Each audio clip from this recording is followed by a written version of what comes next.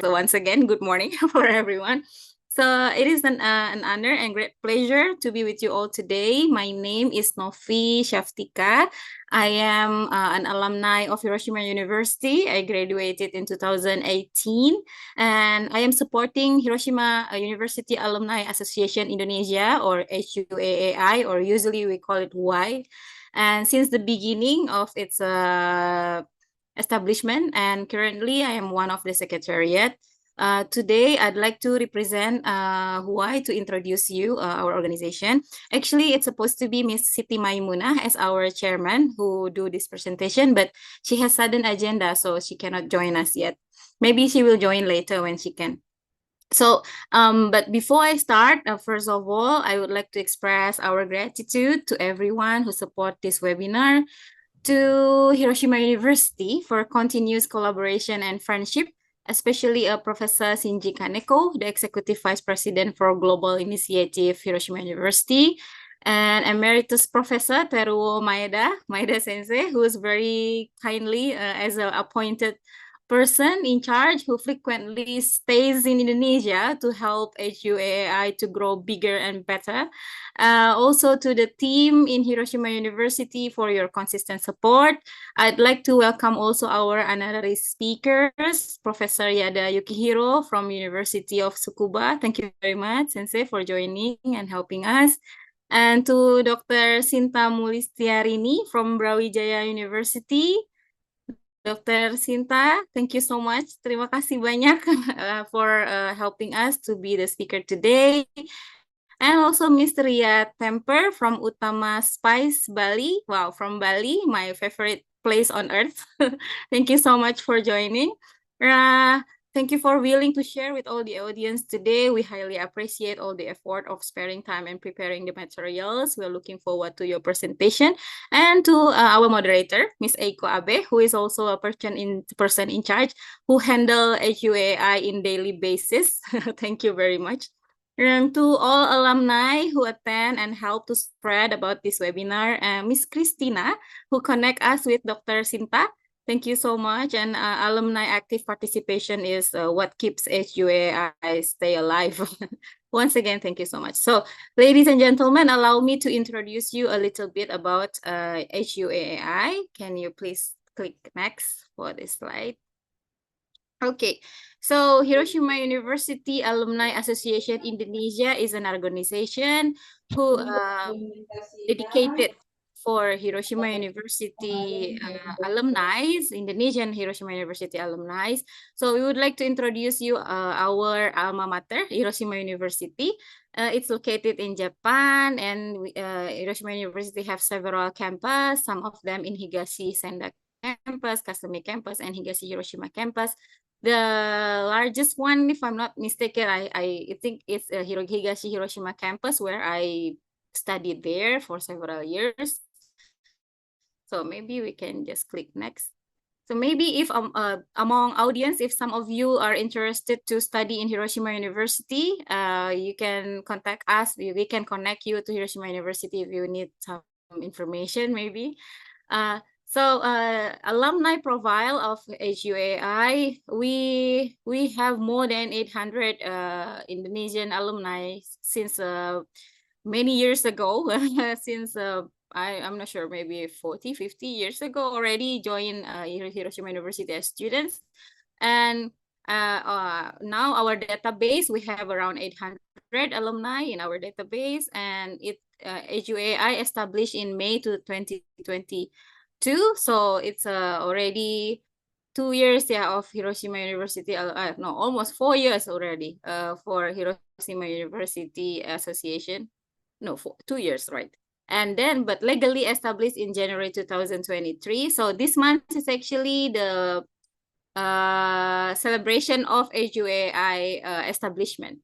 So this webinar also is a part of celebrating HUAI establishment. So this Hiroshima University Alumni Association, the profile of alumni, we are very diverse. We have very diverse background. We have government officers, doctors, professors, part-timers, business owners, and we have also diverse field of work such as education, policies, chemistry, engineering, and human resources, and many others. Okay. So maybe we can go next. So we have our secretariat. Hiroshima University Alumni Association have an office secretariat supported by Sumitomo Corporation. So yeah, Sumitomo Corporation have been continuously, generously supporting us from the beginning. And we have our space there in the Sumitmas building in Jakarta. And it's where Maeda Sensei and Abe-san working together in daily basis in Jakarta. So we have this very premium office, and other than this, we also have merchandise. This is our opportunity also to let you know that we have merchandise for Hiroshima University Alumni Association, because this is an alumni association. So we work. We are not a profit organization, but we need budget to support our activities. So one of the effort, we produce merchandise. So if you're interested, you can check our social media, and Abe-san later will help you. Okay, we can go next. So alumni Hiroshima University Alumni Association Indonesia is the first one alumni association supported by Hiroshima University, and our activities is quite flexible. Mostly so far is education, like webinar that we have today. We have already several webinars previously, and then we are very open to all of you if you want to collaborate with us, and not only from education background, but also maybe from corporate, from business owners, or from the government also to work with us. We can make some activities that can give mutual benefit for both sides, for Hiroshima University, alumni, and Indonesia, or maybe Indonesia and Japan in general. Maybe that's all for the introduction. Thank you very much for joining. Please enjoy the webinar. I hope the best for everyone. Thank you. Okay, thank you, Novi-san. So each speaker will have 30 minutes, maximum 40 minutes. And the first we will have Yada Yukihiro Sensei, a retired sensei from University of Tsukuba. Thank you for today. We would like to learn new things from you. And your topic will be about psychophysiological evaluation of fragrance and its cosmetic efficacy. Please, Yada Sensei. Yep.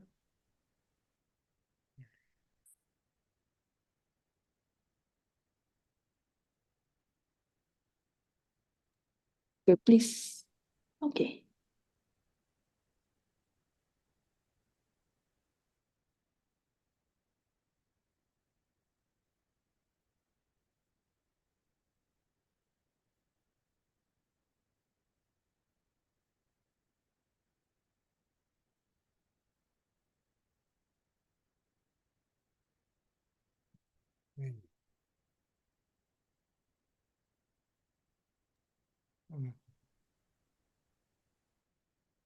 Let's start.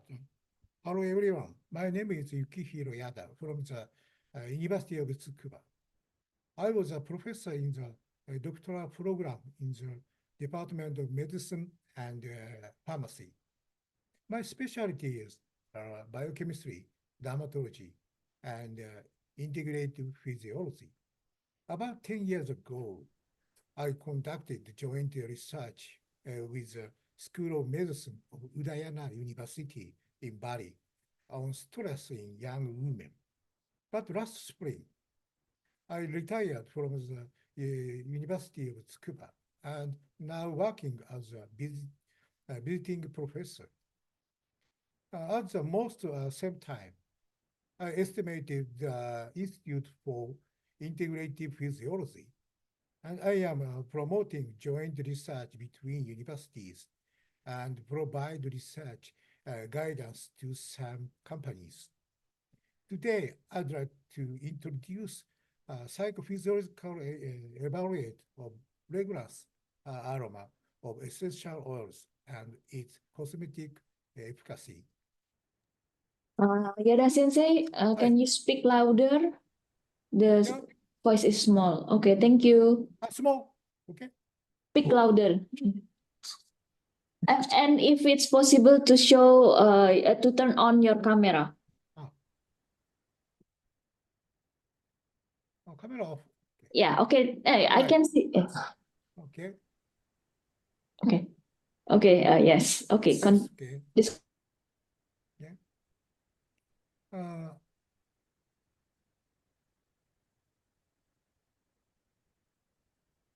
some reports say that natural derived aroma brought a sedative effect and skincare effect. In order to maintain real beauty, it's important to focus on not only skincare but also mental health. This concept, which focus skincare and mental health, is called uh, holistic, holistic beauty. It's spreading in beauty industry.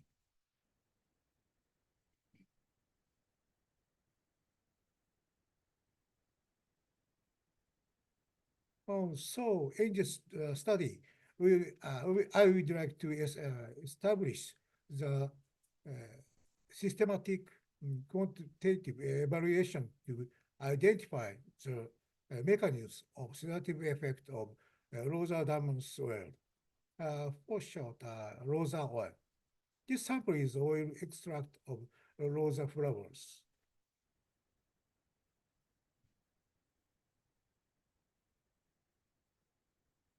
Here is the experimental scheme. I evaluated for the 3 points about the efficacy of aroma. One, analysis of the autonomic nervous system. Two, analysis of the central nervous system. Three, evaluation of stress level, mood states, skin parameters, and sleep in the inventory. Here, let me describe the papillary light response and autonomic nervous system. In this survey, we investigate the sedative effect of Rosa oil aroma by the measurement of meiosis. This picture shows its measurement. Ferrite is applied to the eye in the dark. The pupil narrows by reflex, meiotic reflex. This reflex occurs more readily in the relaxed state than in the tense state or fatigue state. And this action is very sensitive.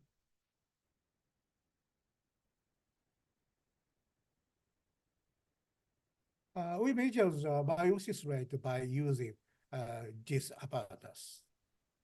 This is an experimental die on the measurement of meiosis rate. Rasanya nggak ngerti. For control, the subject inhaled air in the room for 2 minutes. They measure the meiosis rate as a value of control. They inhaled the air in the room as an interval for 2 minutes. They inhaled the sample for 2 minutes and measure the meiosis rate on the end of the measurement. The number of subjects were 14 healthy women.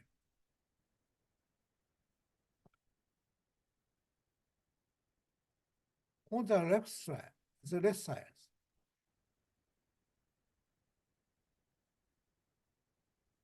control. After resting for 2 minutes, when the pupil illuminate, it's contracted like this.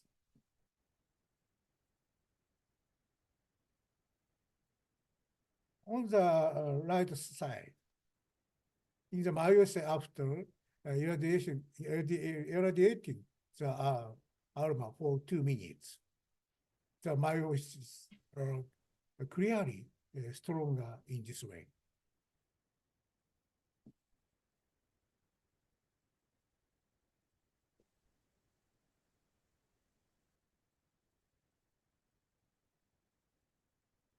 In summary, a significant increase in meiosis rate was observed. This result suggests autonomic nerve activity shift to parasympathetic nerve activity dominant.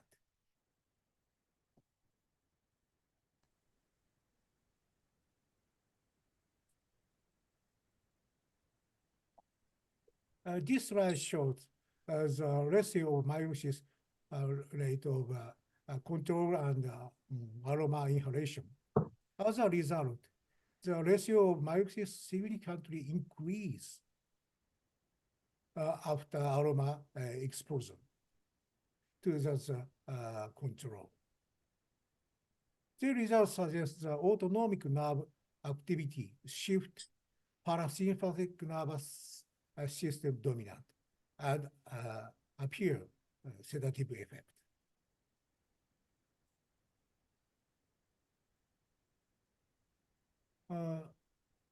The induction dominance of the parasympathetic nerve activity by the aroma of rosa oil indicates that this aroma exhibit a sedative effect.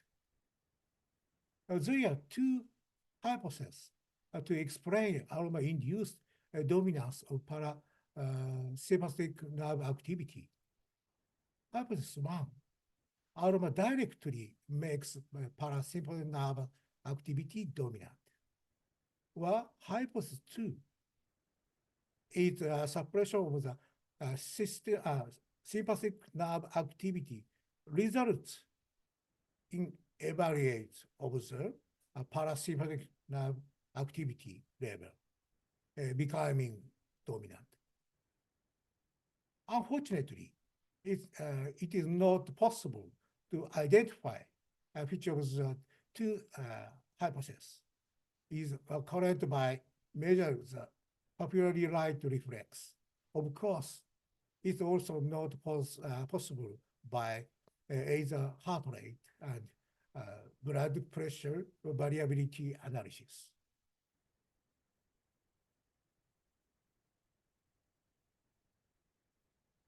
Thus, we paid attention to sympathetic nerve activity control the peripheral circulatory function around autonomic nerve activities.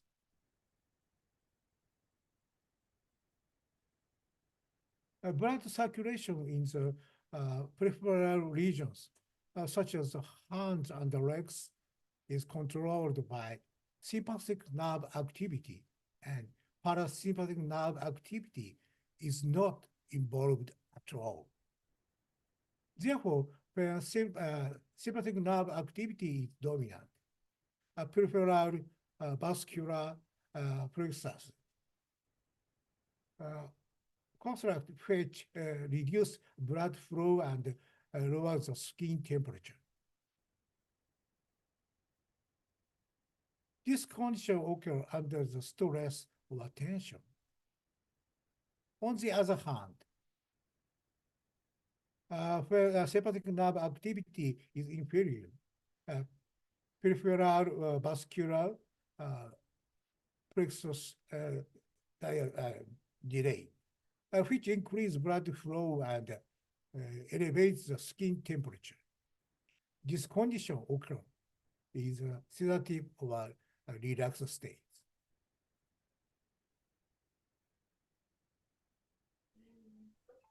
We can think that if firm blood flow or skin temperature was increased, the aroma of rosa oil inhibits sympathetic nerve activity, brought parasympathetic nerve activity dominant states. Thus, we measure the peripheral blood flow and skin temperature by using these apparatus. This is a laser spec blood flow meter, and this is a skin temperature sensor. We measure the same condition with the meiosis rate measurement.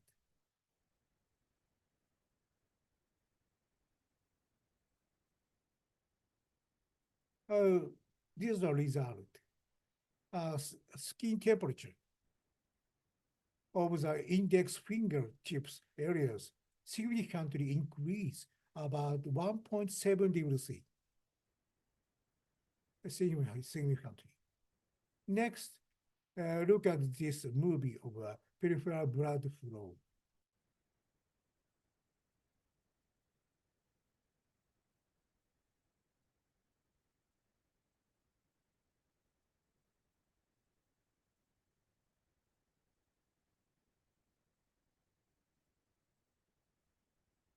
Compared to initial level, peripheral blood flow was significantly increased at the fingertip areas.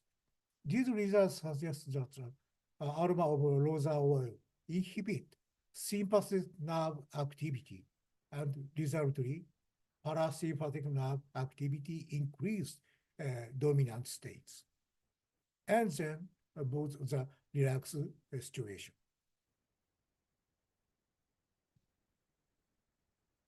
In next experiment, we measure the brain blood flow because in the past studies, they say that the sedative aroma reduce the prefrontal cortex activity. We detected changing of oxyhemoglobin by using 16 channels near infrared spectroscopy, NIRS. Experiment scheme is the same as measurement of meiosis rate and peripheral blood flow.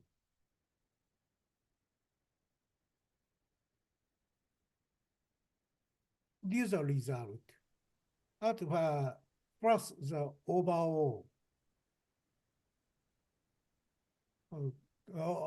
color was yellow and red. But after aroma of rosal oil inhalation, this area gradually changed to blue.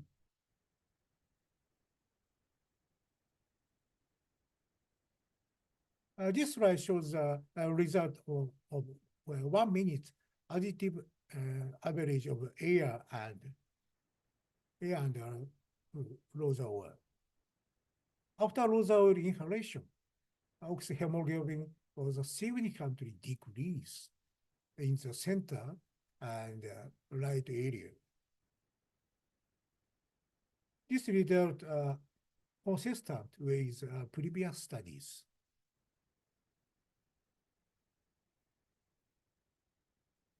Finally, we conducted the human clinical test regarding mental and skin beauty. Test conditions are described here. The sample was 0.5% when weight. Rosal oil included the skin lotion and the skin cream. Used the whole weeks. And detect the stress level, mood states, sleep condition, skin surface, water level, and skin color.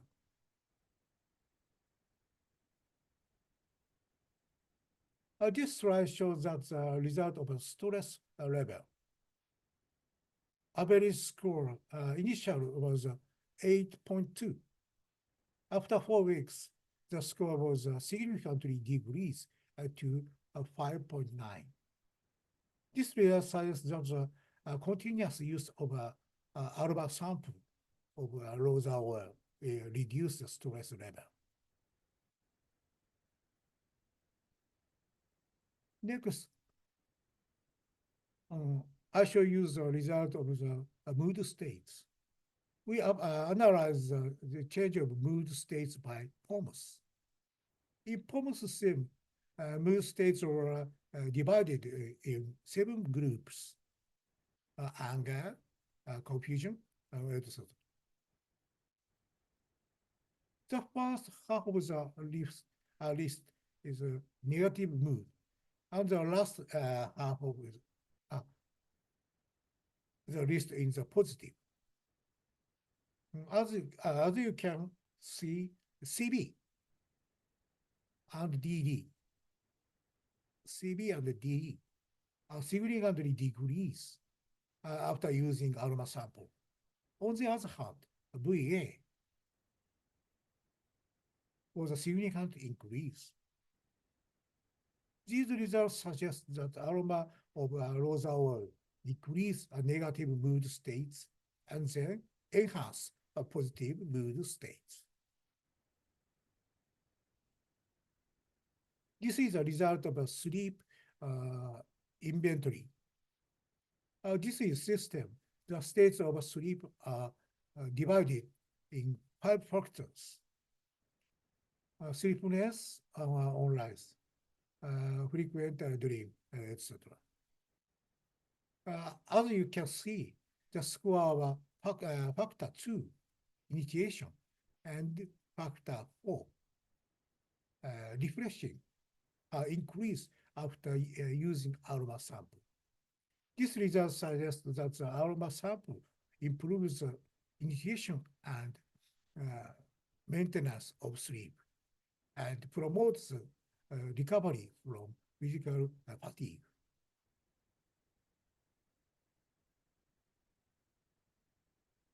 Finally, I show the change in skin parameters. As you can see, skin water level significantly increase after using aroma sample. And also skin color factor. A star, red factor, value was increased, and B star, yellow factor, value was decreased. That tendency of skin color change is due to the improvement of peripheral blood flow. As conclusions, we estimated the new systematic quantitative evaluation system for sedative effect. And we identified the rosa oil suppressed sympathetic nervous system, and as a result, both relaxed states. Finally, it says that the evaluation contributes to achieving a comparison of efficacy of sedative products on skin and mental health, defined as holistic beauty.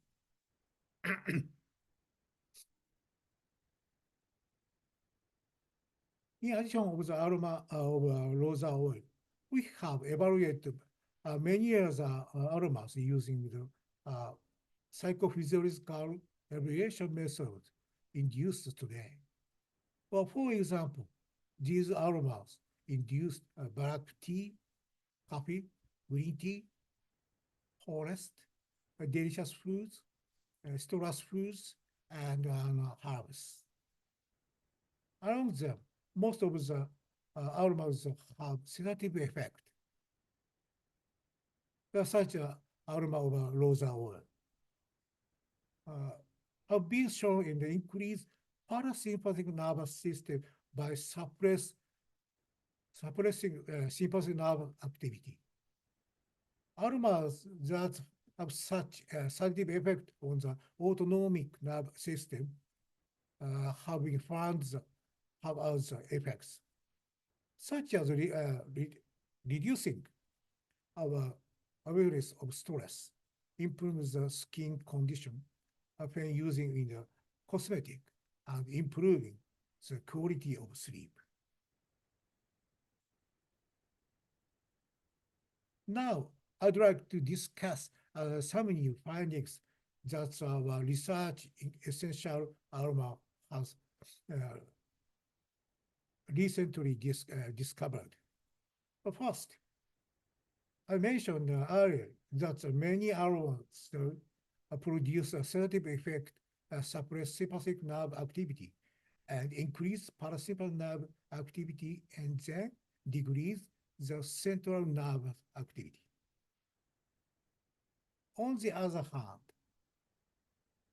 according to various reports, arousing aromas, such as aroma of stress foods, not only increase sympathetic nerve activity, but also increase activity in the central nerve activity. However, this seems strange, as an increase in sympathetic nerve activity with a unique situation in which we are under stress or in a pleasant mood.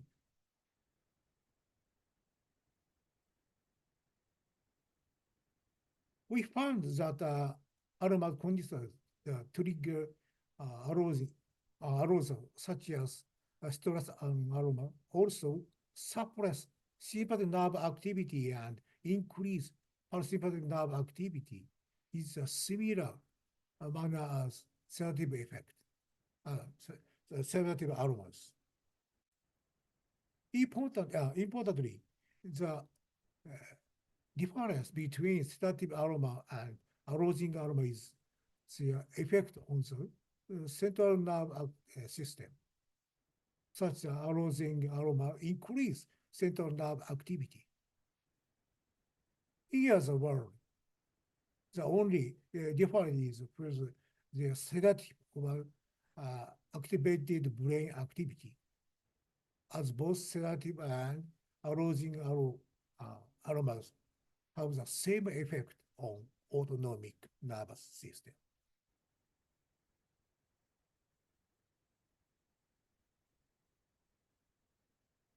So why did a previous study report that arousing aromas increase sympathetic nerve activity?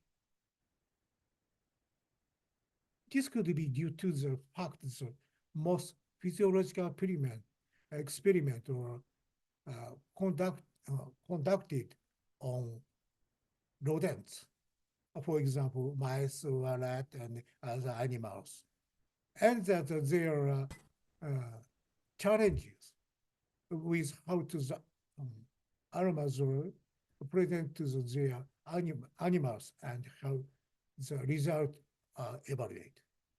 Additional studies are required to validate our findings. Second, while it was previously thought that high desirable aroma have various psychological and physiological effects, we found that there are no relationship between the preference of aroma and the psychophysiological effect of aromas.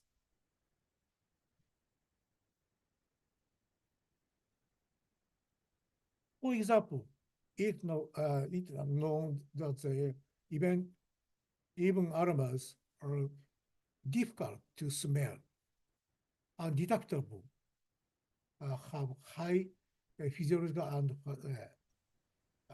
psychological and physiological effects.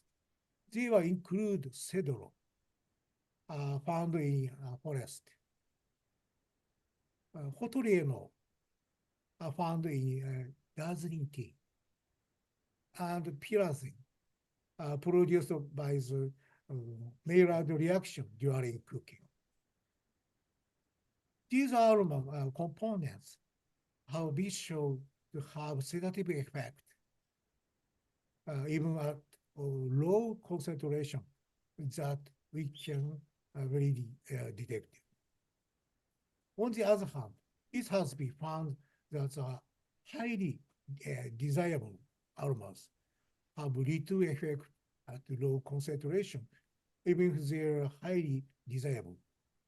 And that synthetic aromas will enhance desirability, a very weak physiological effect.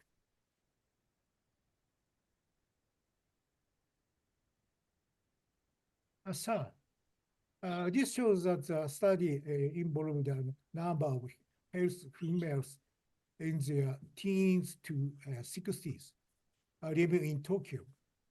They were instructed to aroma cedro for 2 seconds to determine whether we are able to recognize the aroma.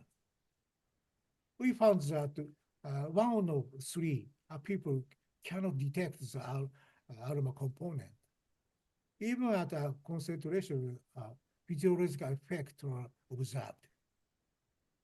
The aroma component is only faintly positive to 1 of the 3 people, and clearly positively 1 in 3 peoples.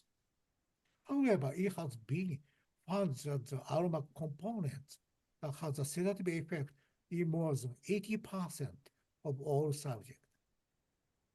Even at concentration so low that they may or may not be able to detect. We are very serious that why do you physiological effect appear even if the aroma of cedro can't be detected?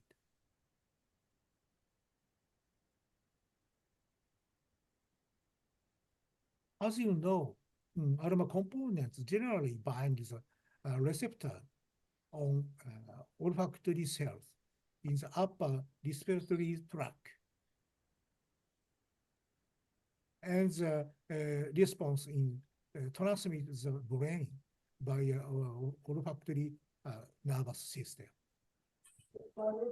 This in turn triggers memory, reflexes, and physiological response to aroma in the hypothalamus and hypothalamus.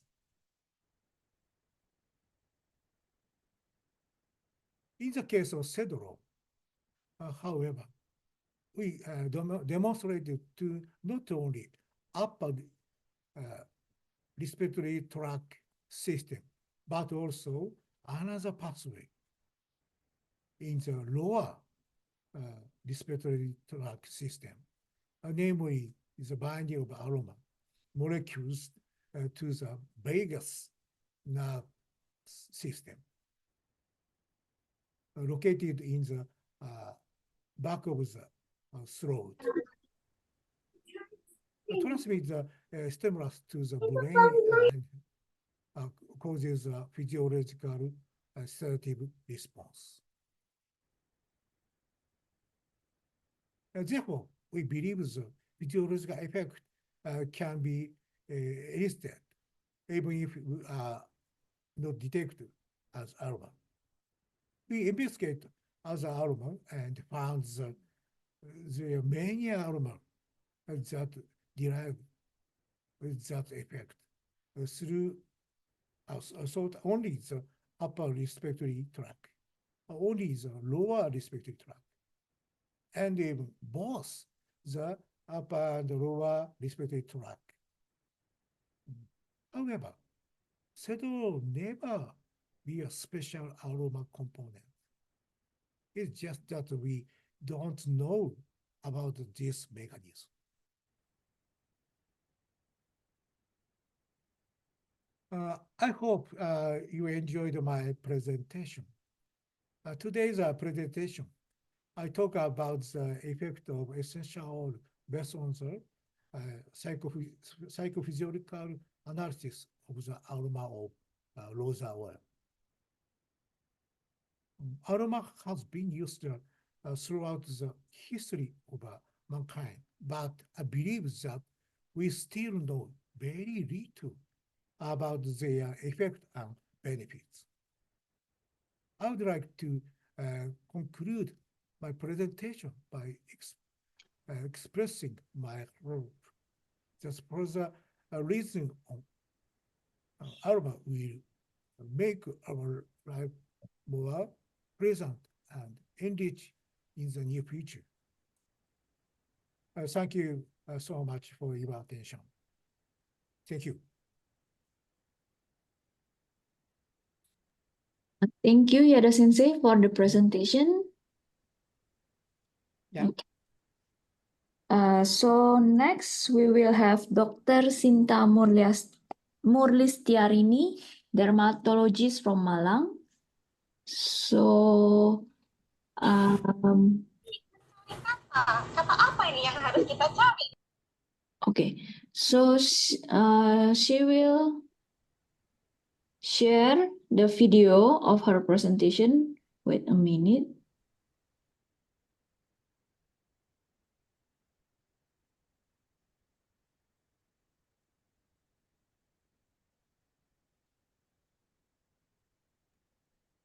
Because she has something to do, so the presentation by her will be with this video. Okay.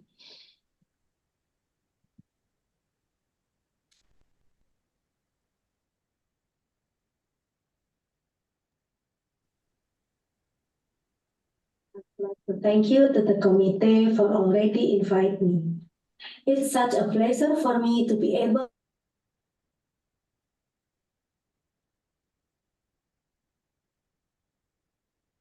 We lost the sound, Abe-san.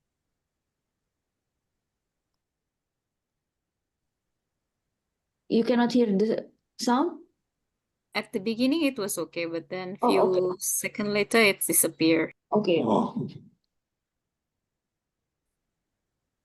As we know, Wait.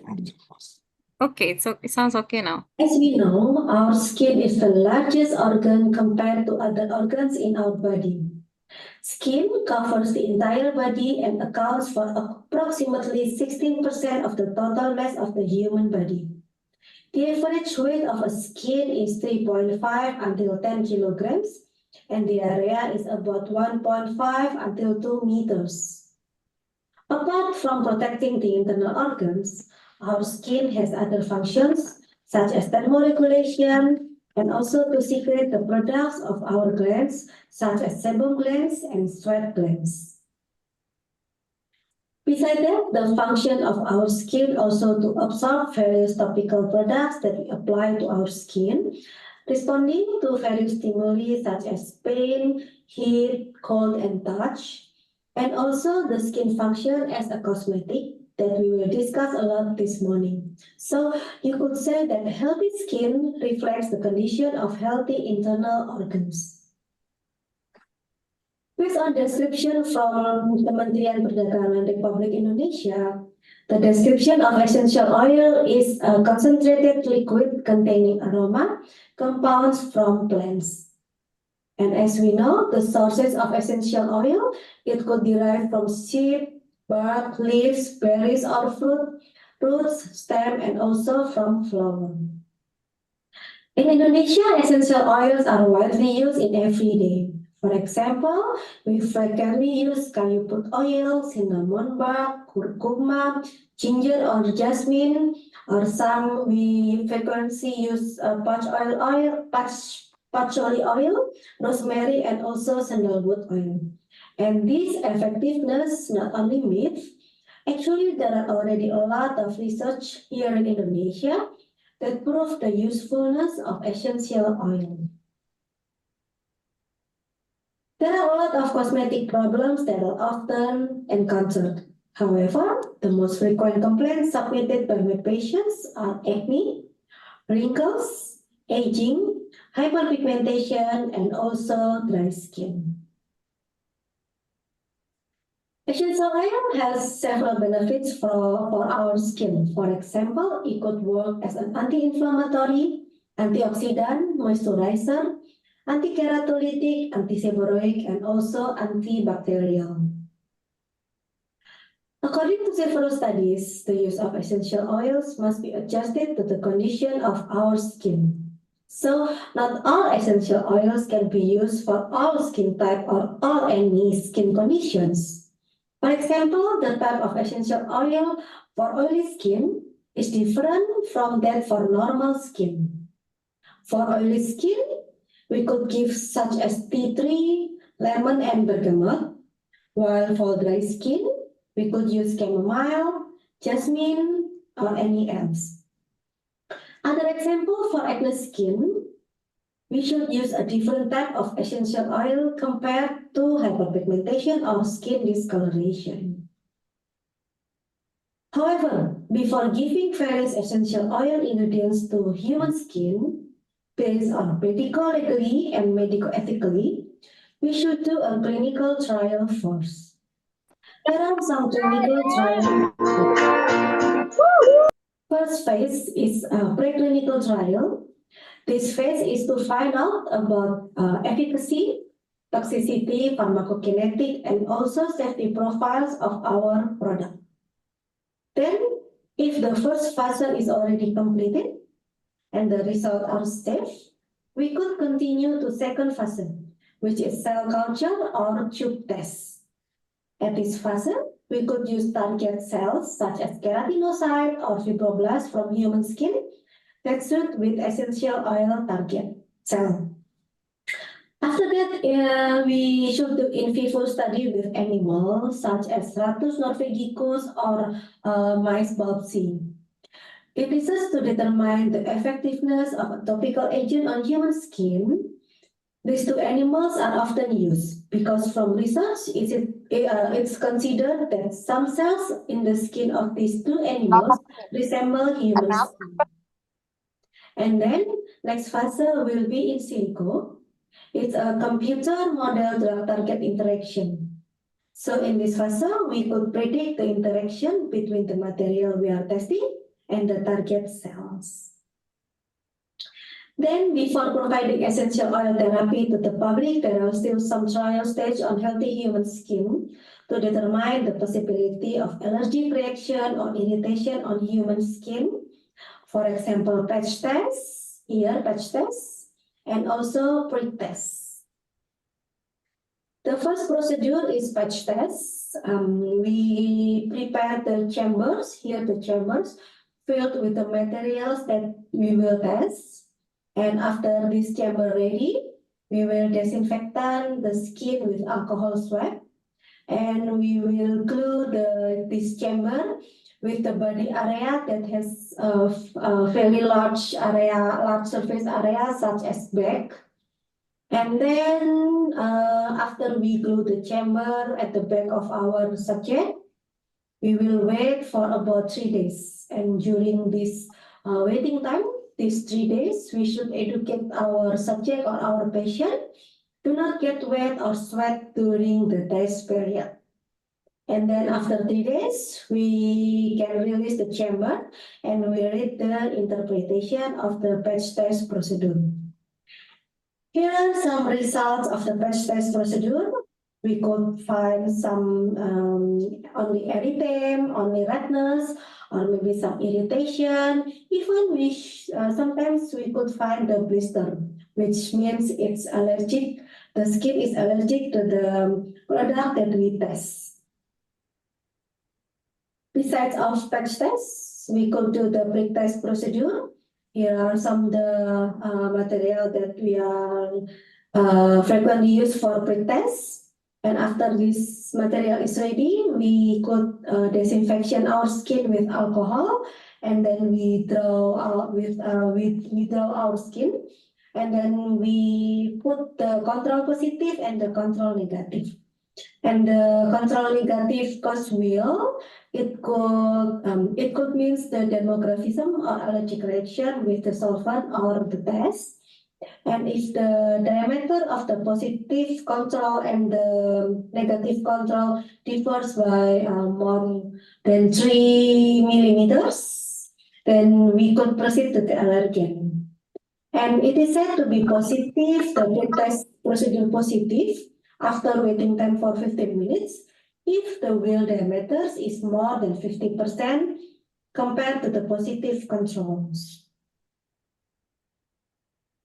Here are some of the research in human skin that we have conducted at dermatology and venereology department in Universitas Brawijaya Malang, Indonesia. And we also, together with the Essential Oil Institute from Universitas Brawijaya Malang, Dr. Elvina and also Prof. Sito. And we try to compare between 0.5 rodinal cream versus 3% citronellal cream from Symbopogon winterianus. And we try it for the hand rejuvenation and its perspective from dermatologists.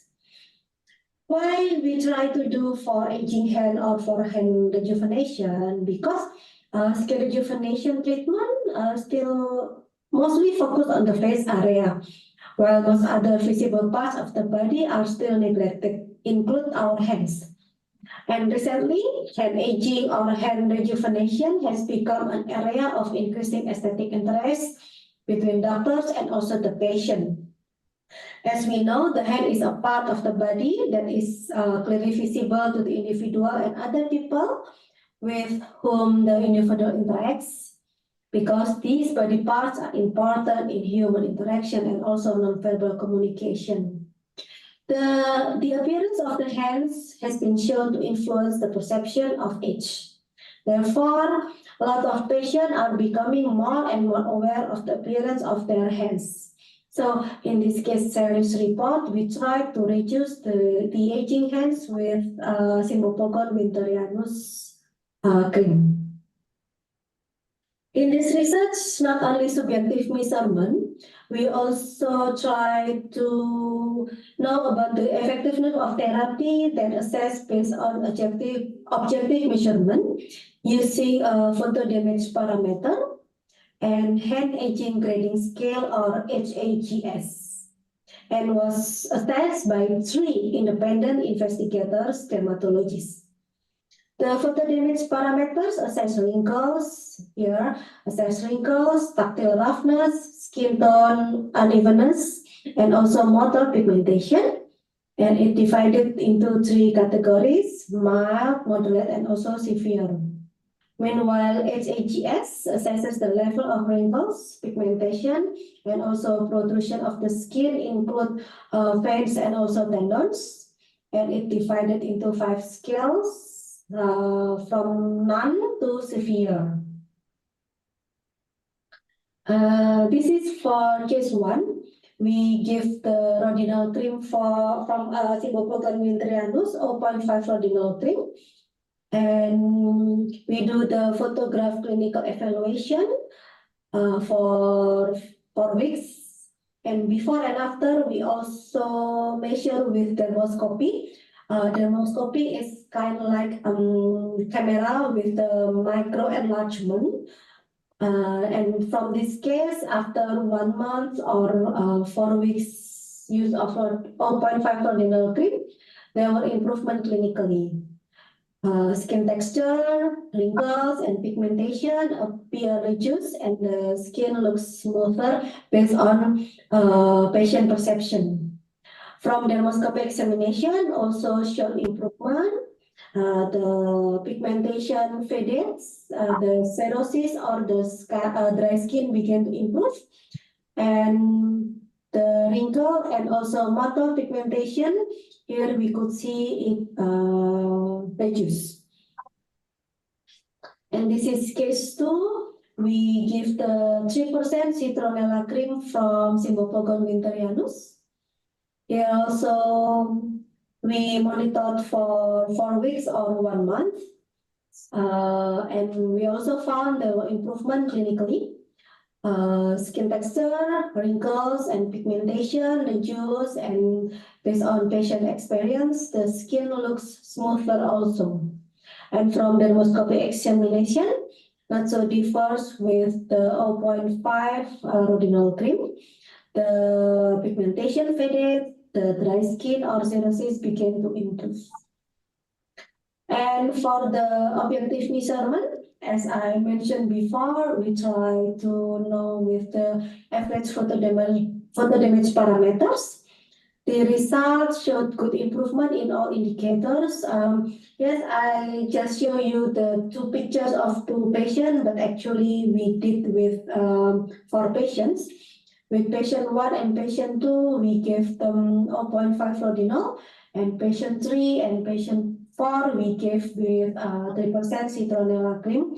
But in all indicators, there good improvement. But from motor pigmentation and also skin tone unevenness, we get the significant improvement. And based on the evaluation of average hair aging grading scale or HAGS, the result is also show there were only minor improvement in the indicator of pigmentation and wrinkles, especially in the 4th week after applying the cream, while the indicators of protrusion of veins or tendon still remain, because as we know, the absorption of the topical product cannot reduce the protrusion of the vein or tendon. And the other case report, we try to give also hair rejuvenation with single officinale essential oil cream, as we know it from ginger. This one is, we try to give the ginger cream for 2 patients. In case one 32 years old housewife, both the same age and also the same as a housewife, and both of them complain of brown spot, wrinkles, dullness, and roughness on the back of their hands since around 2 until 5 years ago. And from dermatological examination, we could find the hyperpigmented macules or patch, some fine wrinkles, and also mild cirrhosis in both patients' dorsal manus hands. From dermoscopy examination, we find the mild cirrhosis. This one is left side, and this one is right side, and this is the second patient. This one is her left side, and this one her right side. We find the mild cirrhosis, dyspigmentation, and also mottled pigmentation. And we gave them 0.5% of single officinale essential oil cream. They should use it 3 times daily and within 4 weeks observation. After 4 weeks use this essential oil, we could find in case 1, in patient 1, we could find the moderate improvement in pigmentation and also mild improvement in wrinkles and skin texture. And also we examine with the dermoscopy. It showed also moderate improvement in pigmentation. And this is the case 2. We could see that there were moderate improvement in pigmentation and mild improvement in wrinkles and skin texture, and the same result with the dermoscopy examination. And this is the evaluation of photo damage parameter. We could see that there were reduced in wrinkles, tactile roughness, skin tone unevenness, and also motor pigmentation.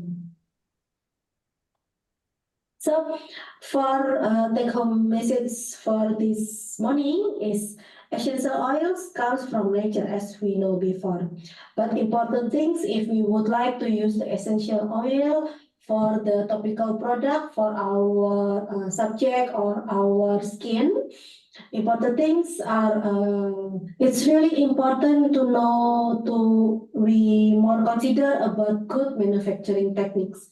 And also selecting the right of essential oil based on the condition and types of skin. My name is Sinta Murlistyarini from Department Dermatology, Physiology and Aesthetic, Medical Faculty, Universitas Brawijaya, and also General Hospital Dr. Saiful Anwar. Thank you for your attention.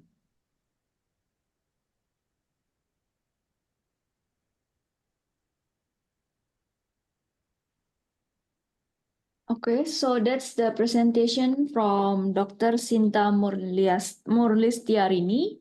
And next, we will continue to Miss Ria Templer.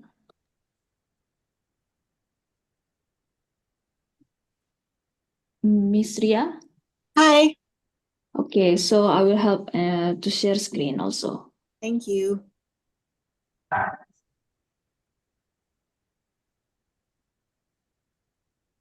Okay, so can you see? Yes. Okay. Please continue. Can you make it full screen? Sorry. Wait a minute. Already make it full screen. Okay. Cannot? I Okay. didn't see it full screen, but maybe others. It's okay. Okay. It's not full screen yet. Maybe you can click slideshow. Okay, wait a minute. Slideshow. No? Not yet full screen? Still in the process, not yet. Cannot. If it's hard, then maybe it's okay. Or Yeah. because the letters are not so the font are not so small, right? I think we still can see the first presentation. Let's try again. Wait a minute, why I cannot click to exit full screen? Okay. Is it okay? Yeah, Here. we'll Yes. try that. Okay. Okay. Perfect. Hello, everybody. My name is Ria Templer. I want to say, first of all, thank you, everybody who has joined today and giving us your time and being here. And I also want to thank Hiroshima University for inviting me today. So thank you so much, everybody. And I also want to say I learned a lot from the last two presentations. So thank you. So today we will be discussing essential oils for skin health. Next slide. So the table of content for today is like an introduction, so about me and also Utama Spice. And then we'll be moving on to the introduction about essential oils. So about essential oils, how they are made. And then thirdly, we'll be discussing essential oils and their benefits. Today, I'm presenting just 5 top essential oils for the skin. I also included 2 locally made essential oils. And then last but not least, how do you use these amazing oils for your skin? Okay, next. Next. So about Utama Spice. So Utama Spice is basically a manufacturing company. We manufacture natural skincare. However, we're really more than that. We are dedicated to using traditional Balinese herbal plants, but also we want to give back to nature. So our tagline is for people, for earth, for us, and we're very true to that. So we don't only want to make products that are safe for the skin, but also help improve the environment. So we have invested a lot of time and money into creating sustainable coconut farming and also to sustainably source our materials. All our products are vegetarian, cruelty-free, and they're also biodegradable. Okay, next. So about myself, basically my mom is the one who started the business. She fell in love with Bali and all the herbal remedies, but she wanted to preserve it because there was so much information that was being lost through modernization. So because she didn't want to use chemicals on me and my brother, she learned about Balinese herbal plants, and then she started making products. Those products became very popular and people started coming to the house. And because she's a very social person, in 2006, when the tsunami happened, she went to Aceh. And the business was mismanaged. So me and my partner took over the business. And my biggest achievement, or our biggest achievement, is at the moment we're building our first factory, and very proud of it because it will allow us to manufacture more products and also contribute to more sustainable and ethical business practices. Okay, next. Okay, introduction about essential oils. So this is just a really brief overview about essential oils. Okay, next.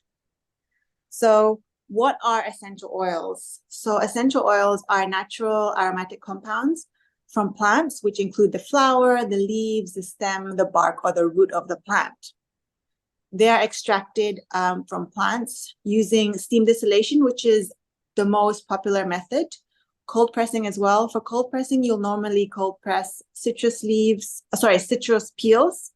And then you can also do absolute extraction, which is more common in delicate flowers like jasmine, rose, or neroli. And in very rare cases, you'll use CO2 extraction, which the technology is still very new and still very rare. And the practice of CO2 extraction is very expensive. So therefore, it's less common. Essential oils, basically, they capture the fragrance and the benefits of the plant itself. They're also mostly commonly used in aromatherapy, skincare, and home remedies like tinctures and also salves. Okay, next. So why are essential oils good for the skin? Basically, they have natural composition. So because we are capturing the natural essence of the plant, it also carries the natural healing properties of the plants. They also have potent effects. So they offer a concentrated version of like the anti-inflammatory benefits of the plant itself. They also commonly have antioxidants and also anti-inflammation properties. They help nourish the skin, so moisturizing and rejuvenating the skin, which helps promote a healthier skin appearance. They have healing properties. Most plants have healing properties, but when you have it in an essential oil, it's a much higher concentration. So that helps repair skin, reducing scars, and also improving skin elasticity. They are a natural and effective way to approaching skincare and also a more holistic approach to a healthy lifestyle. And they also help us avoid using harsh chemicals. Okay, next. So the most common thing I get when I talk about essential oils is the use of synthetic oils in replacement of natural essential oils. And I think it's very dangerous because I see in a lot of pharmacy chains and a lot of stores, people are selling synthetic oils in replacement for essential oils. And here are some main differences. So essential oils are derived from the plant itself, versus if you use synthetic oils, they are actually produced in a lab.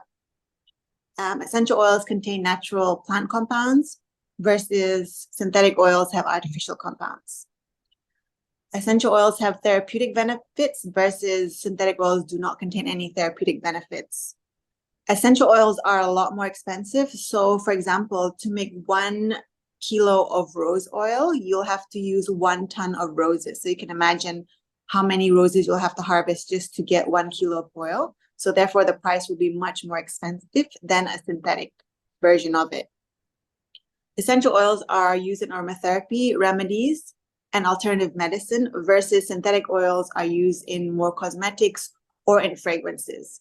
So it's just really important, if we do want to get the benefits of essential oil, that we concentrate on using pure oils versus synthetic oils to get the benefits.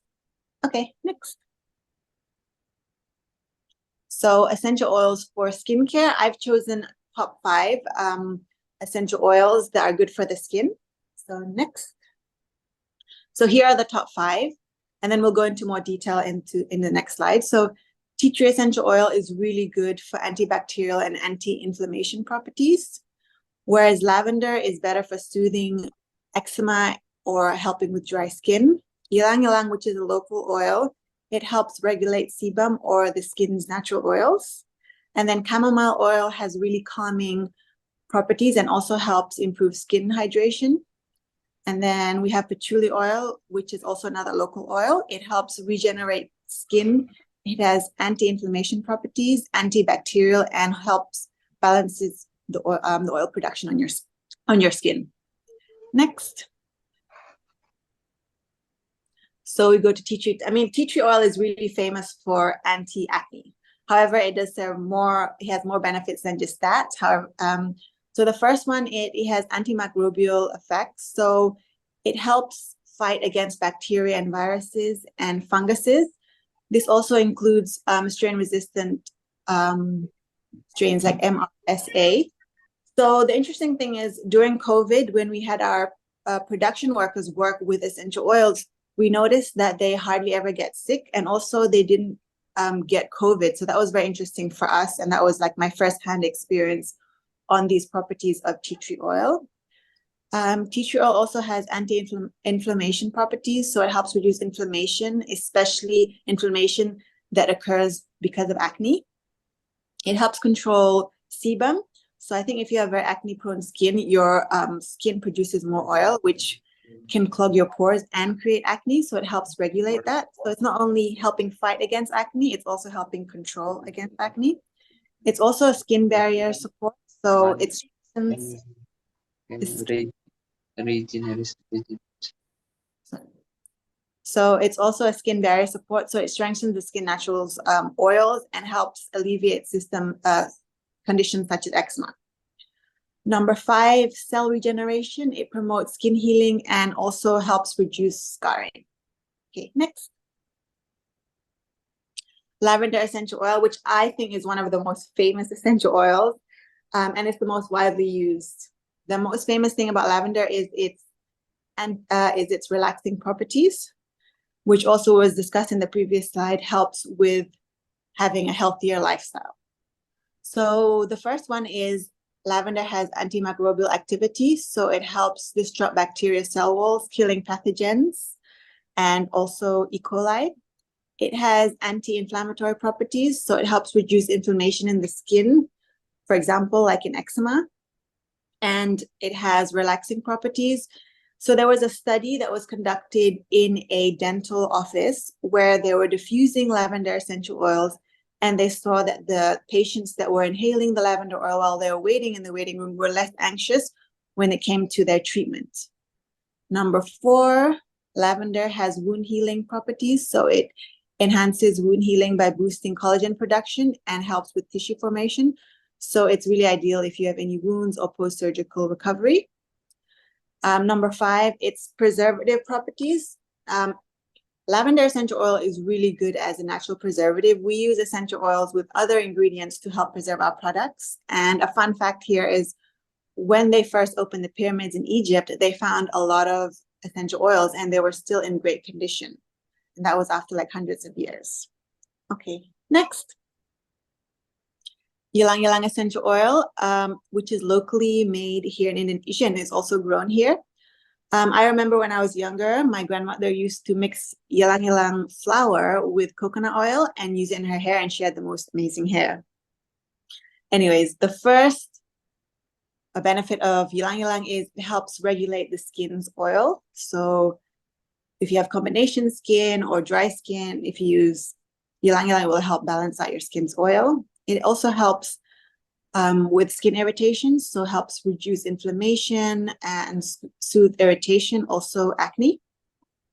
Number 3, it's a natural hair care, so it helps promote healthy and shiny hair and also helps prevent dandruff.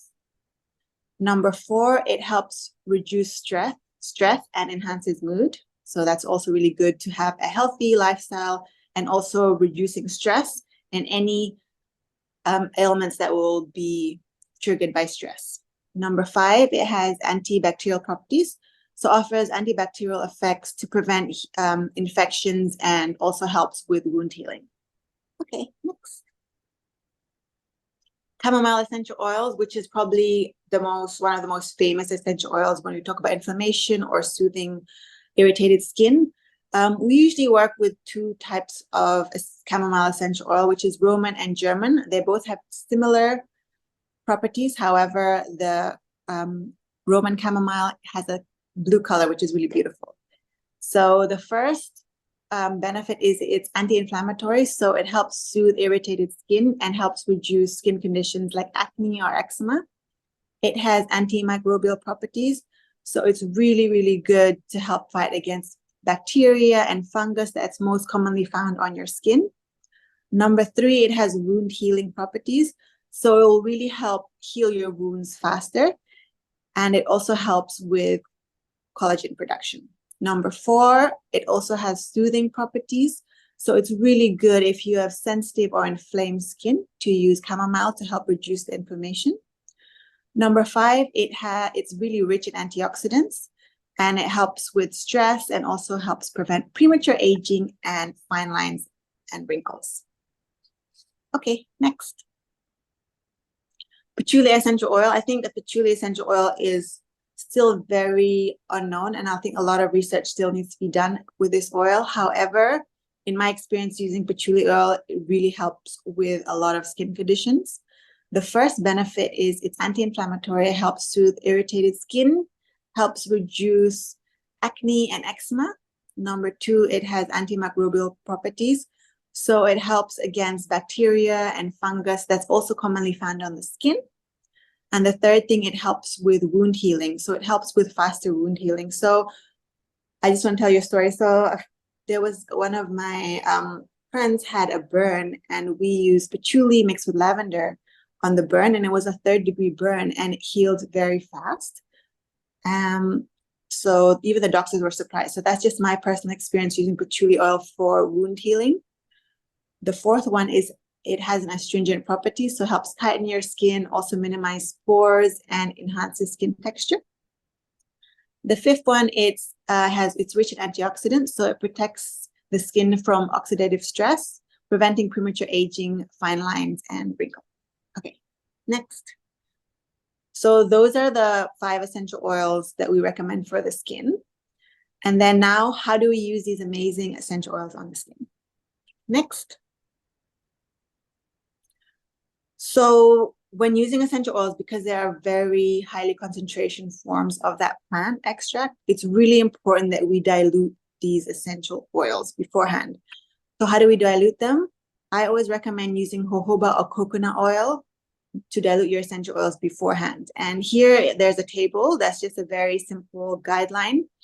The general rule is if you have sensitive skin, you use 0.5% to 1% dilution in carrier oil. So for example, if you were to take 10 mils of essential oil, you would only need 1 drop of essential oil to make a 0.5% dilution. And then if you wanted to use 1%, it would be 3 drops. For adults, I recommend a 1% to 2% dilution. And then if you can see in the table, for 10 mils, that would be 6 drops for 2%, and then 9 drops for 3%. And then obviously for babies and younger children, and for when I say babies, over 6 months, please use only 0.25% to 0.5% essential oil. And always do a patch test before using essential oils on the skin, even though you have diluted them. I always recommend do a patch test. And also avoid using essential oils in your eyes or close to any mucous membranes. Okay, next. So how to use essential oils safely on skin continued. So different application methods. You can also directly apply essential oils onto the skin. However, you have to be aware that you have to do a patch test before. And I always recommend, make sure that you use a little bit first before you use a lot, because you can have irritations. On average, lavender and patchouli oils and the oils I mentioned above are generally safe to apply directly on the skin, but just please do a patch test before applying it onto other areas of your skin. So you can also use skincare as an addition to your current skincare products. So you could mix essential oils with your lotion, with your creams, with your shampoo or conditioners to get the benefits. And other ways you can use essential oil, so you can use it in facial steaming. So that would be adding a few drops of essential oils in a bowl of water and then steaming and opening your pores. And then you can also use it in facial masks. So I usually use like 1 drop of essential oil in a clay mask and then use it. You can also use it for massage. So to use it for massage, recommend mixing with coconut oil or any other carrier oil. And then for aromatherapy benefits, we always recommend about 2% of essential oil and carrier oil to get the benefits of aromatherapy. You can also use essential oils for compresses. So that would mean mixing the essential oils with water and then putting a cloth and then rinsing it out and then using it on your body. And again, when you're using essential oils, please avoid any sensitive areas like the eyes or any other mucous membranes. Okay, next. So in conclusion, essential oils are really a great natural way to have healthy skin. They're also very easy to use. They help heal, soothe, protect, and balance your skin. By using essential oils, you can achieve glowing and refreshing skin. And also, it also highlights the importance of natural ingredients in your skincare for healthier and better skin. Okay, next. Okay, that's it. Thank you guys for listening. If you have any questions, do let me know. Thank you. Thank you for everyone. From Yada Sensei presentation, we can understand that the inhalation of essential oils also give effect like increase the blood flow in the hand and the brain, reduce stress, and we can see the effect of cedrol and citrus fruits, citrus oil after the inhalation also. And then from Dr. Sinta, we can also understand about which skin condition that fits with which essential oil. And then we also know about before the product, the final product, it should be like through the process of clinical trial phase. And then the results should be safe before we continue to produce the product.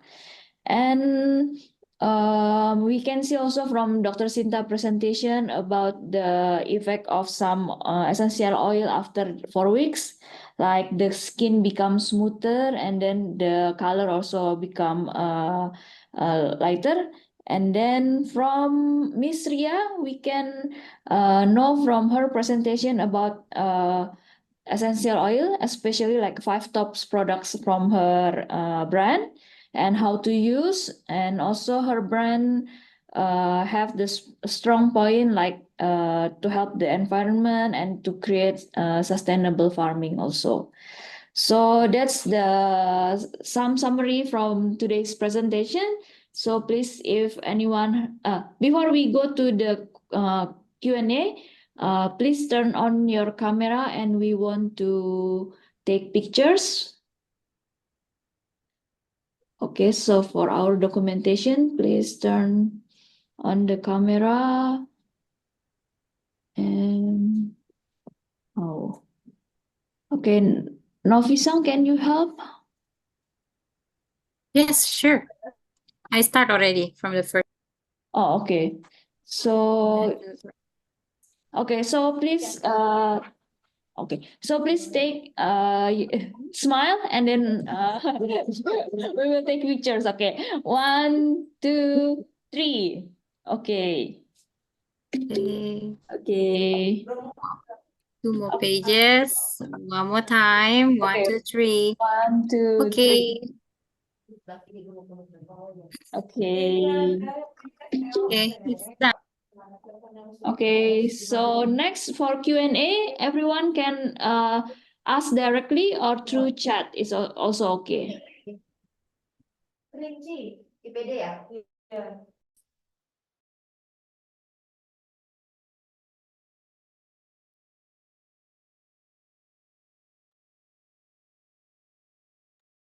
Any question?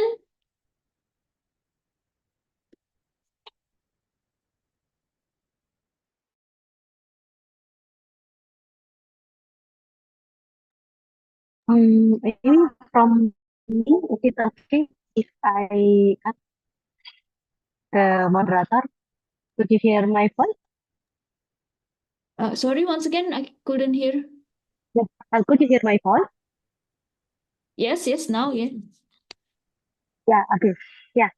Is it okay if I ask the other presentation? Oh, yes, sure, Yeah, sure. the other present. Yes. Yeah. Please, Okay. Dr. Sinta. Okay. Good morning. Yes, thank you. Good morning, Miss Ria. Hello, my name is Sinta Murlistyarini. Yeah.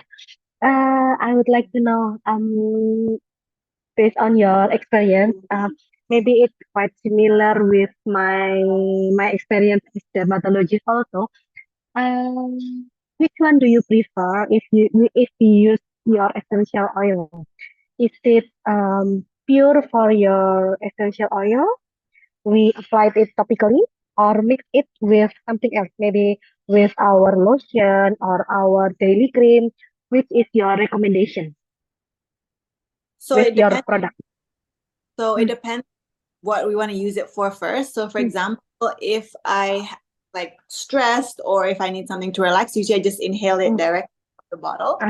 Or if I use it on my skin, I prefer to mix it with something else. So for example, with my cream or with my mask, or with my and for example with my shampoo. So for using directly on my skin, the only times I would use it directly would be like if I have a wound, or sometimes if I have acne, I'll put the essential oil directly on my skin. So that would be just like certain areas, but I would never use essential oils directly like all over my body, just because I have very sensitive skin. Oh, okay. So it depends on the purpose, yeah. Yeah, correct. Okay, thank you, Miss Ria. Hello, Prof. Yada. Nice to meet you. Yes, I think that's all for me. Thank you.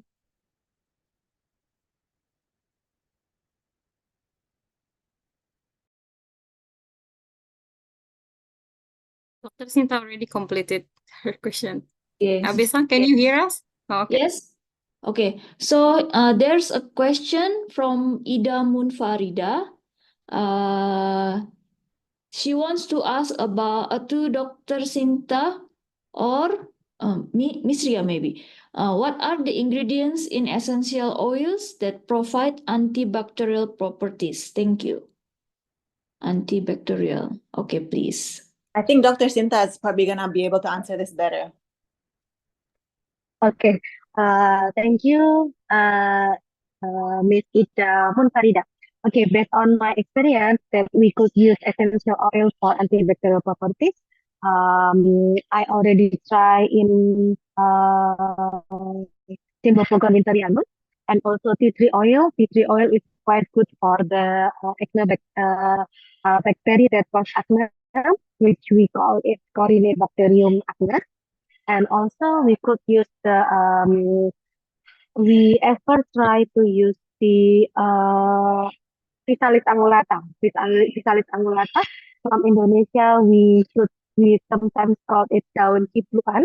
It also has the antibacterial effect, and also we could use antibacterial besides antibacterial also as a wound healing for Physalis angulata.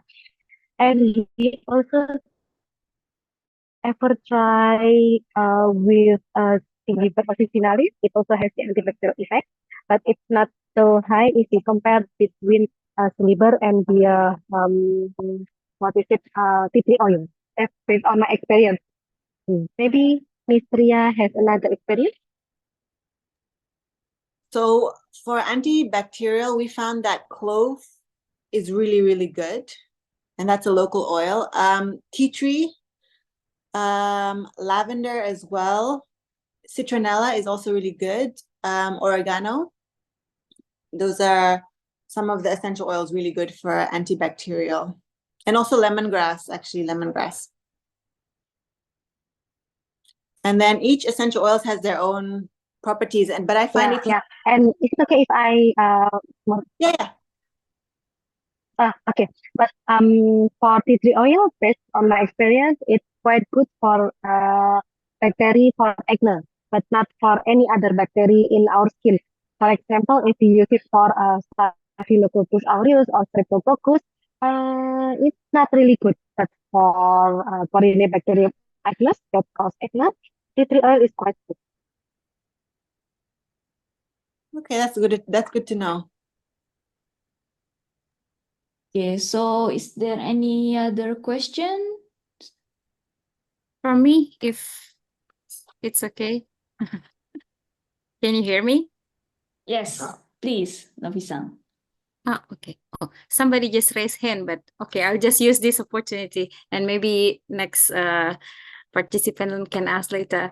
All right, so this is very interesting webinar, and I can see that Dr. Sinta, Professor Yukihiro, and maybe Miss Ria can collaborate maybe in the future. All of your presentations are very interesting. So I'd like to have a question. One for each speaker, if it's okay.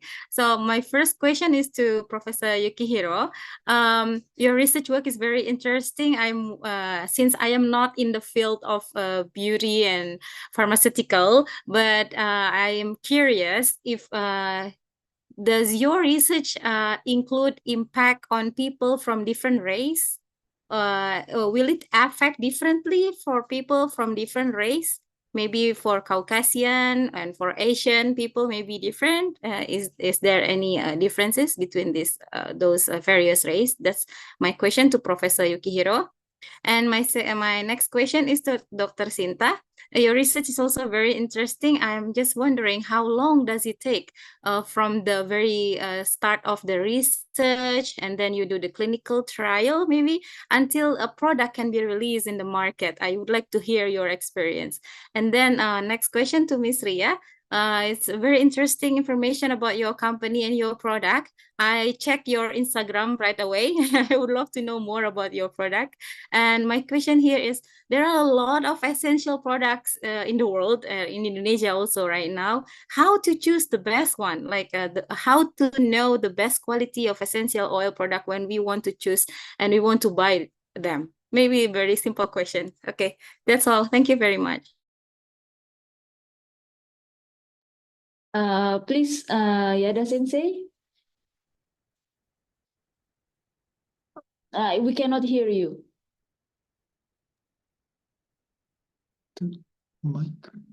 Your microphone.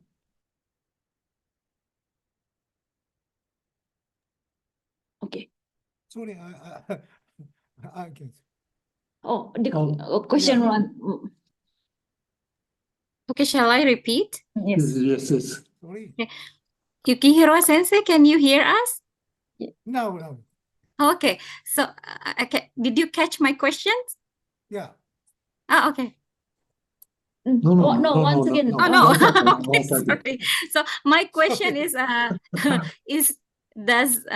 will essential oil affect people differently based on the race? Like Asian people, Caucasian people, Melanesian people, will the essential oil give different effect on people from different race?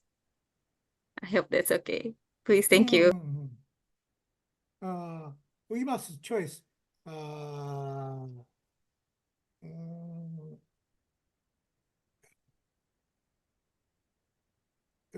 each areas dislike or like is very important, and dislike is no effect.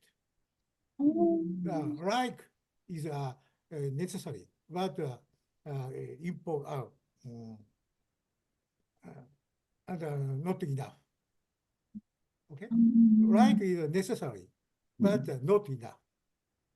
We check physiological and psychological effect aroma. We must check.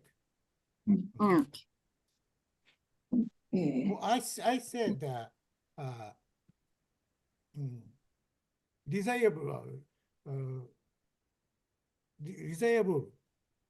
like or physiological effect different.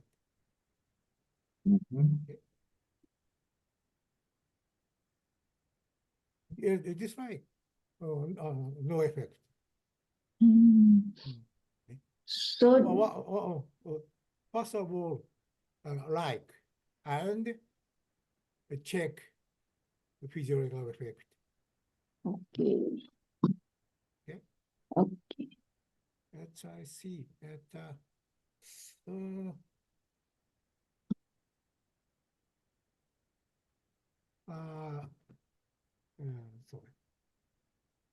Japanese people like green tea.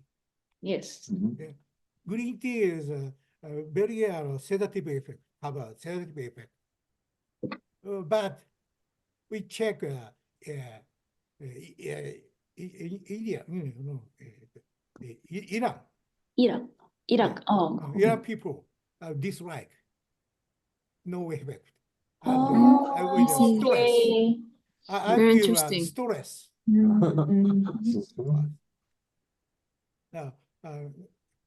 We need necessary to check physiological and psychological effect.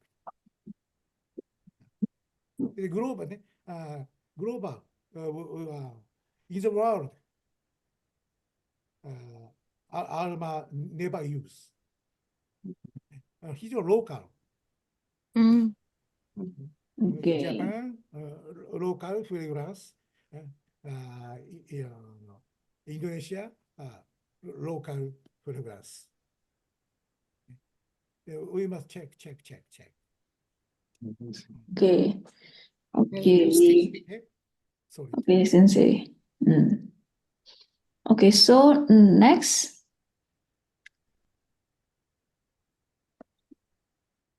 Is it me? Yeah. Okay. Yes, Dr. Yeah. Yes. Thank you, Miss Novi Satika, for your nice question. As I mentioned before, there are several clinical trial states I already presented on my presentation. But to become a product that ready to sell, sometimes um, we as a dermatologist no need to go through all that clinical trial. I mean, we can do research through several qualified journals that have been published. For example, if some journals say that some essential oil has antibacterial or maybe anti-inflammatory, that we could trust with the journal. And then also a lot of essential oil already tried in animals, in animals, so we could believe on that journal. So we as a dermatologist, usually we just carry out the allergies or irritation testing, like a pet test or prick test. Actually, there is indeed that we often face, yeah, between research and the production. So the sometimes the research team really wants the data that is truly valid and already go with the good manufacturing product, good manufacturing clinical trials, but the market sometimes one needs to be done very quickly. But we department dermatology and physiology have tried several products, and we now still try in just little number of subjects. For example, that I mentioned before for hair rejuvenation. There is apa ya, semacam ketakutan ya. What is it ya? Semacam concern if we try to give it to our skin, especially face skin, because we really don't want to make irritation or make allergic with our patient.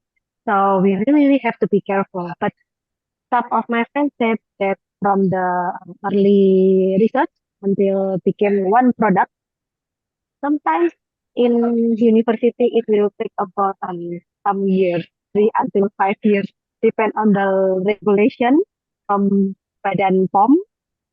We also have to yeah, join with them also. Yeah, that's all from me. Thank you.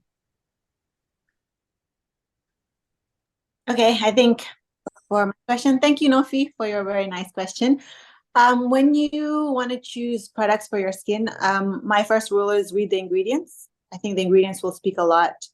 Also know the concentration of the ingredient. So usually it's the first thing at the top of the label is the highest concentration, then it goes to the lower concentration.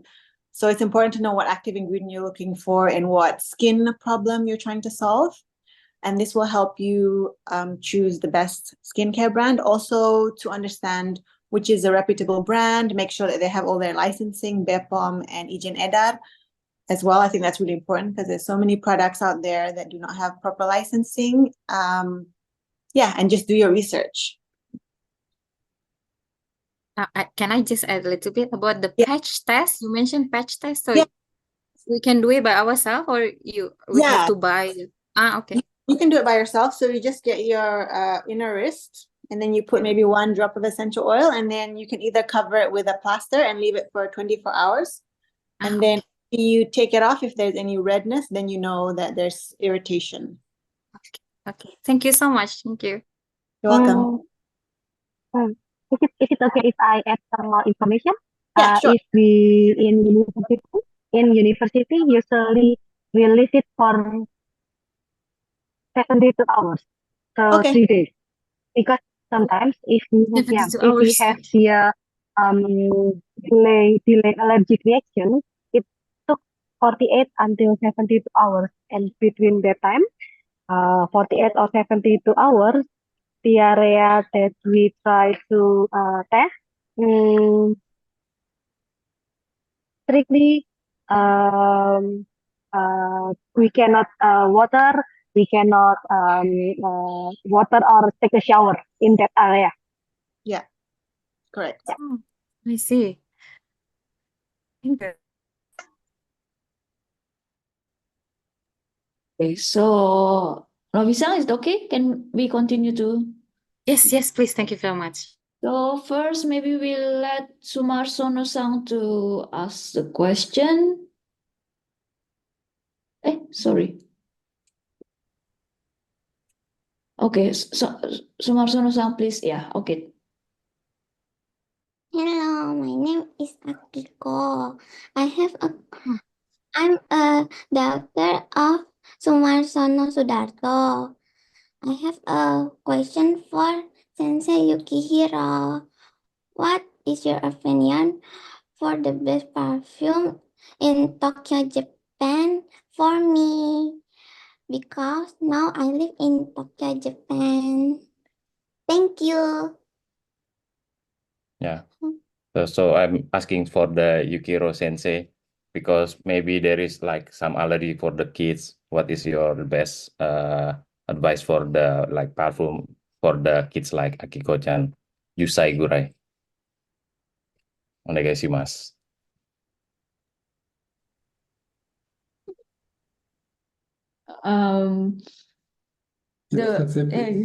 Sensei, like the best perfume or like safe perfume for kids. For kids. Yes. Or all perfume safe? What your opinion?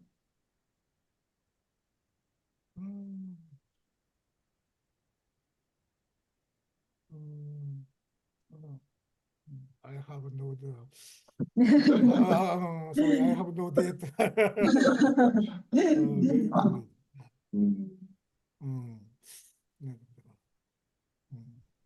So is there any concern if we just buy something that with the fragrance with the kids? What is the major concern? I see. Yeah.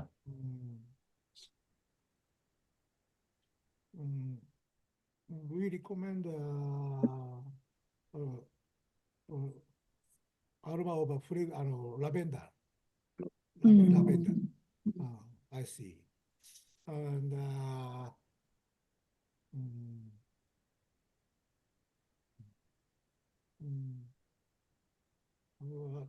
citrus aroma. Citrus aroma. For example, orange. And lemon. Yeah. And I say, green tea. Okay. Green tea.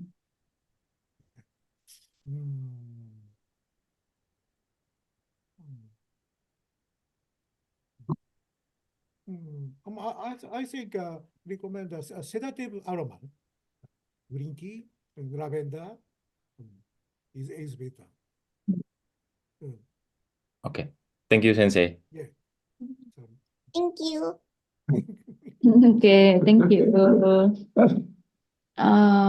Okay, Dr. Sinta want to give more information, to add some more information? Yeah. Is it okay for Prof. Yukihiro if I add some more information for Mr. Sumarsono's third question? Is it okay if I more information? Yeah. So, hello, little girl. What's your name?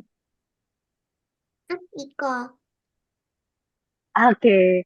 So, based on my experience, Mr. Sumarsono, if we would like to give some topical products to our our child's skin, it's really based on her skin type. For example, if he or he has the sensitive skin type, we should more careful to give them the product. We could try the little experience with them. For example, we try the little amount for our with her skin, and then if it's okay after 20 days, we can add more quantity. Why 28 days? Because our skin regeneration it usually change every 28 days. So try the minimum concentration first. Don't try too high, and it's better to give a small area first, not every body area. Don't do it. We could try here and also here just a little and wait for 2 until 3 days. If it's okay, no irritation, no allergic reaction, we may try to give more widespread area. Interesting. Thank you, Sensei. Yeah, you're welcome. Thank you. Okay, so can we continue to next question? Okay, so from Mr. Rudi Setiawan, please. Okay, good morning from Indonesia. My name is Rudi Setiawan, and I wanted to ask for Professor Yada Yukihiro and maybe Dr. Sinta can make an addition for my question. I'm a lecturer from Biomedical Engineering Institute Technology Sumatera, and I have research focus in rehabilitation engineering. So I'm make a research about technology for the anxiety disorder and anxiety disorder. Nah, I using the essential oil from magnolia and mixture uh, from the another essential oil too to release the anxiety disorder. And I check from the electroencephalography from neuro brain signal to identify about the how to decrease and how to degrading the anxiety disorder. And I want to ask about the uh, can you give information or suggest about the essential oil kind can suit for the anxiety disorder to the because of my student many get anxiety disorder gitu for the academic anxiety. Okay, I think it's enough. Thank you.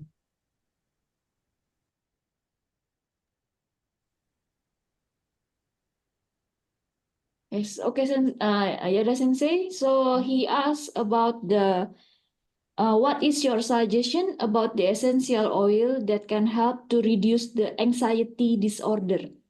Anxiety, something like panic attack, or some worry, something feel like that. Do you have some suggestion about what kind of essential oil that can reduce the anxiety disorder? Is it relate like anxiety disorder and stress in human?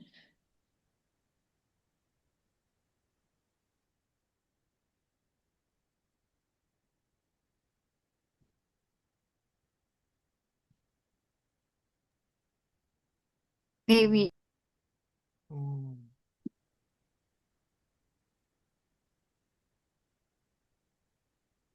Sensei, please for some of the for reduce the panic or something for Alma or essential the effective or not something. Or yeah, you can give in Japanese also, like suggestion. Suggestion, please 何かコメントを。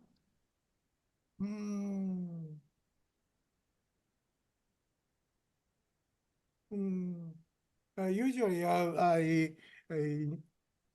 don't use disorder. Oh. And, for healthy people. And disorder.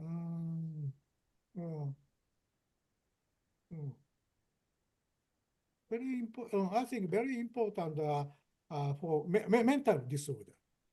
Mental disorder is very important. And on sleep. Quality sleep. Yeah. And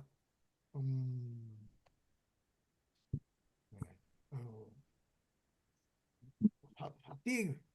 Fatigue. fatigue and disorder, fatigue disorder. Yes, yeah.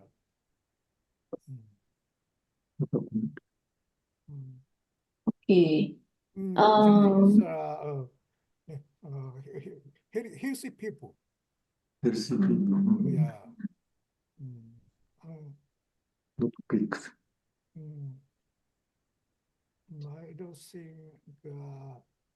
for disorder.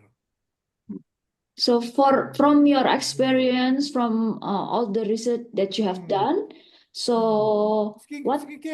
Skincare is a good condition. Keep a good condition. Disorder.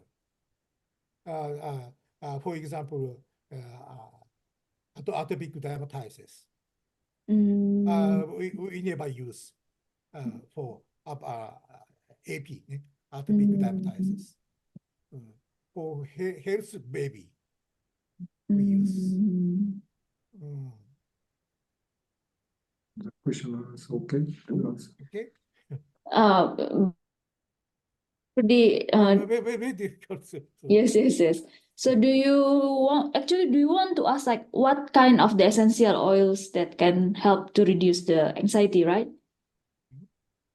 Mr. Rudy. Yeah. Because Yes. I'm using the magnolia now for my research, but I want to explore to more essential oil can help to reduce the anxiety disorder maybe. Okay. Or other speaker, if you have some opinion about that to reduce the anxiety disorder. Okay, sure. I can help if you want.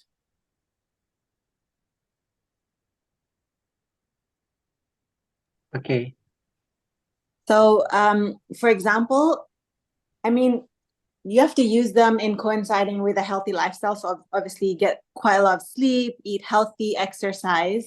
But some essential oils that are known to help with anxiety or reducing stress would be like lavender, chamomile, bergamot, ylang-ylang, clary sage, frankincense, rose, vetiver, patchouli, jasmine, and bergamot. And then they're actually more effective if you mix them. So if you make a blend using essential oils that have calming properties, and then that will help as well. I also would recommend rosemary because rosemary helps retain memory. So there's a study that was done with students that inhaled rosemary essential oil while they were studying. And then again, later when they did their test, they also inhaled rosemary oil and their memory recall was much better in that group. Okay, thank you. And maybe I wanna answer back. Now I'm and my team met the relaxing balm, made up from the mixture essential oil and chamomile extract, but to apply as a topical in a lower neck in necks. So that's in your opinion, how the best application for our body, where in our body For the application? For relaxing? Yeah. So either you can like directly inhaling them or diffusing them is the best way. However, also apply them to your inner wrist or behind your. But again, if they're of high concentration, it's important to dilute them beforehand. But if you're studying, definitely either directly inhale or diffuse them to get the aromatherapy and calming benefits. Okay, thank you for your information, and I know about your products, Utama Spice, because at first thing give me information about the Utama Spice product before. Thank you so much. Thank you for the question. Now it's already 11:59, but we still have two questions. Is it okay? We continue two questions. Yes. Okay. So from Miss Rosa, question for Miss Ria. What is the difference between using direct original material to the essential oil? Example, blend the material directly into lotion or shampoo to the oil. Okay. Okay. So he's asking what's the difference between using the pure essential oil on you directly versus mixing it with another carrier oil, correct? So if you're using, let's talk about directly using essential oils on your skin. The benefit is you get the high concentration, right? So you get the high concentration of the essential oil directly onto you. However, there is a risk of skin irritation. And the third thing is essential oils are volatile, so they evaporate easily into the environment. When we talk about directly putting essential oils on your skin, I recommend for a certain use. For example, if you have acne, you can apply tea tree oil directly onto the acne area. And then when we talk about mixing essential oils with a carrier oil, for example, it's really, so when you dilute it, we always recommend between a 1 to a 5% dilution. The first benefit is it helps reduce irritation. And secondly, it's easily absorbed into your skin. And there's also added benefits. So whatever you're mixing it with, for example, like a jojoba oil or coconut oil, those oils itself has added benefits. So you're not only getting the essential oil benefit, but you're also getting benefits of whatever carrier oil that you're using with the essential oils. By mixing essential oils with different products, it also makes it more versatile. So using in your cream, which it gives added moisturizer, but also the added benefit of the essential oil. So yeah, I hope that answers your question, Rosa. There's another question from Rosa. I think she wants to ask about using the original material. Maybe like if you use rose, you put the rose flower into the lotion Okay. compared to using the rose oil. Okay. So when you say about rose oil, it's a very high concentration. Like I said, it takes 1 ton of roses to make 1 kilo of oil. So you can imagine in one drop how many roses are in there. So obviously when you're using the essential oils, you're getting a more higher potent mixture versus if you're only using the rose flower itself. So I hope that answers your question.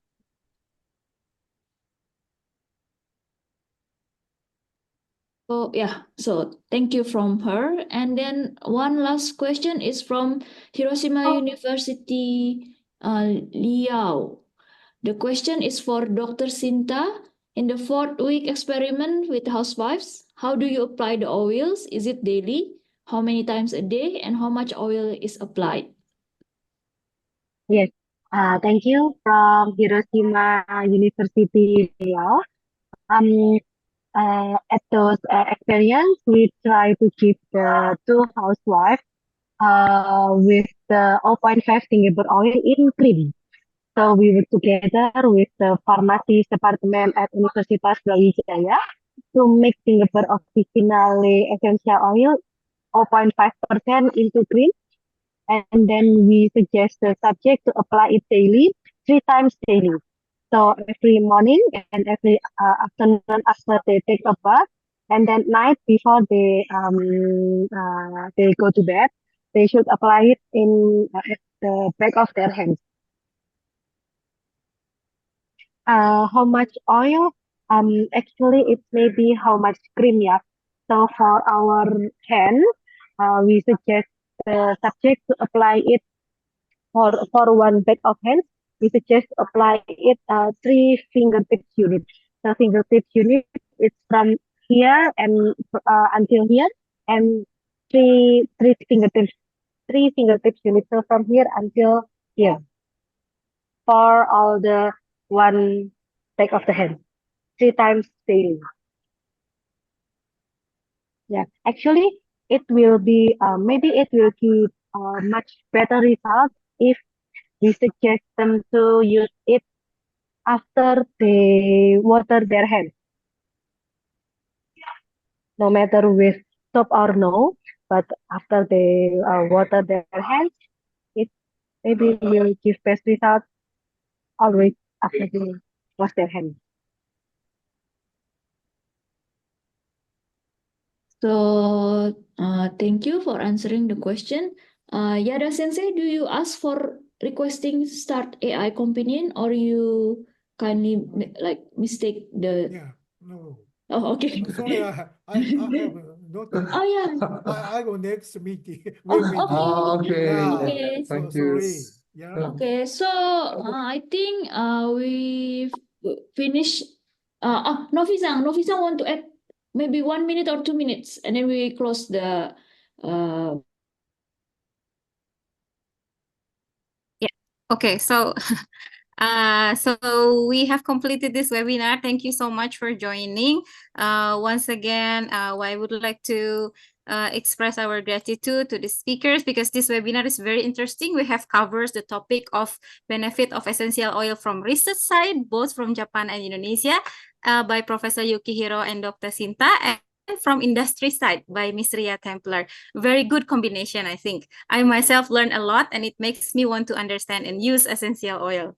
So I would like to express once again our gratitude to the speakers, Professor Yada Yukihiro from University of Tsukuba, to Dr. Sinta Murlistyarini from Brawijaya University, Ms. Ria Templer from Utama Spice Bali, Professor Teruo Maeda, who stand by for us, and Ms. Eiko Abe also, and of course to all the alumni and all audience who joined this webinar. Thank you so much for joining. I hope this is very beneficial for all of us. And my last message is please follow HUAA social media. Here we have Instagram and Facebook. And we will keep making more webinar or even other kind of events you can join. So please stay tuned.